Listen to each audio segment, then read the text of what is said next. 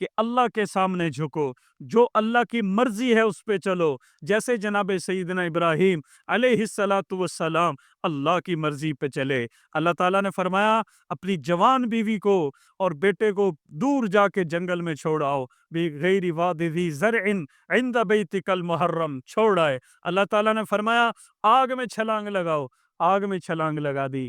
اللہ تعالیٰ نے فرمایا اپنے بیوی بچے سے ملنے جاؤ لیکن بات نہیں کرنی، انہوں نے کہا ٹھیک ہے انشاءاللہ میں بات نہیں کروں گا، وہاں پہ جا کے جو ہے وہ کھڑے ہو گئے۔ پھر اللہ تعالیٰ نے فرمایا اب آپ کا بچہ بڑا ہونے لگا ہے، اب اللہ کی محبت کا تقاضا یہ ہے اپنے بچے کو اللہ کے نام پہ قربان کر دو۔ تو انہوں نے اپنے بچے کو اللہ کے نام پہ قربان کرنے کی ٹھان لی، اور قربان کرنے کا پکا عزم، نیت اور ارادہ کر لیا، اور پھر وہ تو اللہ کی سنت تھی۔ اللہ قربانی مانگتا ضرور ہے، اللہ قربانی لیتا کوئی نہیں ہے۔ لن ینال اللہ لحومها ولا دماؤها ولکن ینالہ التقوی منکم، اللہ کے ہاں ہرگز تمہارا خون نہیں پہنچے گا، اللہ کے ہاں ہرگز تمہارا گوشت نہیں پہنچے گا، ولکن ینالہ التقوی منکم، اللہ کے ہاں جو پہنچنے والی چیز ہے وہ تو تمہارے دل کا تقوی ہے، وہ تو تمہارے دل کی نیکی ہے، وہ تو تمہارے دل کا عزم ہے اور ارادہ ہے، تو وہ اللہ کے ہاں پہنچتا ہے۔ تو میرے بھائیوں اس لیے آج اپنے دل کو صاف کرنے کا دن ہے۔ تمام مسلمانوں، ایک قبیلہ آیا اللہ کے رسول کے پاس، آ کے کہنے لگا، انہوں نے کسی قبیلے کی شکایت شروع کی۔ آپ نے فرمایا بھائی میرے سامنے کسی مسلمان کی شکایت نہ کرو، میں اللہ سے اس حال میں ملنا چاہتا ہوں کہ میرا دل سارے مسلمانوں کے بارے میں صاف ہو۔ آپ نے ان کی شکایات کو نہیں سنا۔ جب بندہ شکایات سننا شروع کر دیتا ہے نا، پھر اس کے دل میں یہ شیطان کو پہلا موقع ہوتا ہے، اس کے دل کے اندر بغض پیدا کرنے کا، حسد پیدا کرنے کا، یہ چیزیں پیدا کرنے کا۔ وہ آدمی سب سے زیادہ خوشحال ہوتا ہے جس کا دل سب کے بارے میں صاف ہو۔ اللہ کریم اسے بڑی بڑی سکون کی زندگی عطا فرماتے ہیں۔ دیکھو دنیا میں سارے ایک جیسے نہیں ہیں، دنیا میں سب کا حسن ایک جیسا نہیں ہے، دنیا میں سب کا علم ایک جیسا نہیں ہے، دنیا میں سب کی عزت ایک جیسی نہیں ہے، دنیا میں سب کا مقام ایک جیسا نہیں ہے۔ مقام میں بھی تفاوت ہے، کوئی چھوٹا ہے کوئی بڑا ہے، مال میں بھی تفاوت ہے، کوئی زیادہ مالدار ہے کوئی کم مالدار ہے، کوئی فقیر ہے کوئی غریب ہے، صحت میں بھی تفاوت ہے، کاروبار میں بھی تفاوت ہے، ہر جگہ اونچ نیچ پائی جاتی ہے۔ تو لا محالہ جب کوئی اونچ نیچ پایا جانا یہ اللہ کی جانب سے ہے، تو پھر چھوٹے دل والے اپنے بڑوں کو دیکھ کر جو ہے نا ان کے دل میں بغض بھی پیدا ہوتا ہے، حسد بھی پیدا ہوتا ہے، اور پھر شیطان وہ کام کر گزارتا ہے جو نہیں ہونے چاہیے، جو نہیں ہونے چاہیے تھے۔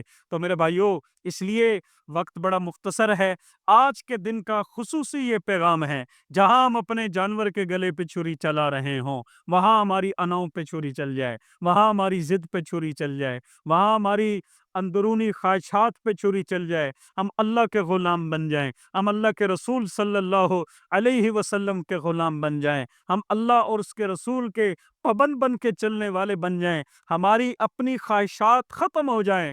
جانور کے گلے پہ چھری چل گئی، اگر میری خواہش ناجائز خواہش کے گلے پہ چھری نہ چلی تو پھر میرے بھائیوں ہمیں قربانی کا مقصد معلوم نہ ہوا۔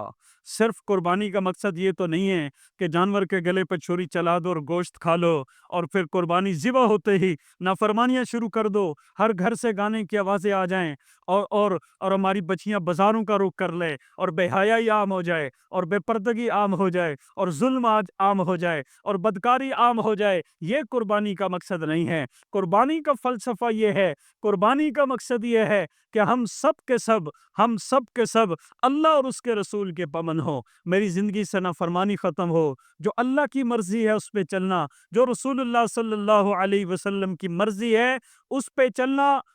وما آتاکم الرسول فخذوہ وما نہاکم عنہ فانتہوہ، جو اللہ کا رسول تمہیں دے وہ لے لو، اور جس چیز سے اللہ کا رسول تمہیں منع کرے اس سے رک جاؤ، اس سے رک جاؤ، یہ شریعت کا پیغام ہے۔ دیکھو کل کتنی گرمی تھی، جمعے کا دن تھا، بڑے لوگوں نے عرفہ کا 9 ذی الحج کا روزہ رکھا، کبھی ثواب کی چیز ہے، 2 سال کے گناہوں کا کفارہ ہے۔ ذی الحج کا چاند نظر آیا، علماء نے ہمیں بتایا کہ جس نے قربانی کرنی ہو وہ ناخن نہ کاٹے، وہ بال نہ کاٹے۔ ہم رک گئے، ہم نے ناخن نہیں کاٹے، ہم بال نہیں کاٹے۔ یہ ایک مشق ہے، یہ ایک مشق ہے۔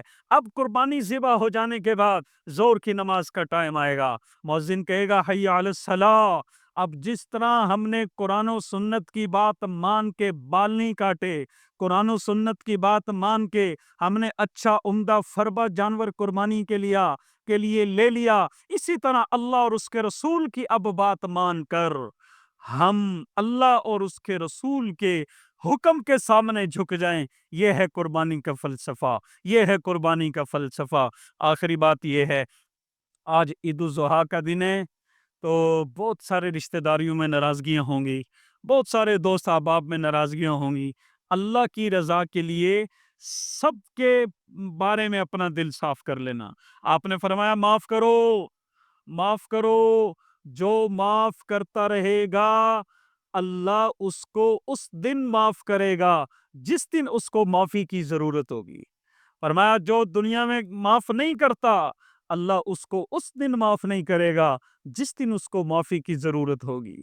عید کا مفہوم حقیقی معنوں میں ہمیں تب سمجھ میں آئے گا، عید کی حقیقی خوشی ہمیں تب نصیب ہوگی جب ہمارے دل اپنے سارے مسلمانوں کے بارے میں صاف ہو جائیں گے۔ اللہ کریم آپ سب کی آمد قبول فرمائے، اور اللہ کریم جتنے بھی مسلمان ہیں سب کی قربانیوں کو، آج ہونے والی قربانیوں کو قبول فرمائے، اور ہم سب کو قربانی کا حقیقی مقصد سمجھ کے قربانی والی سنت ادا کرنے کی توفیق مرحمت فرمائے۔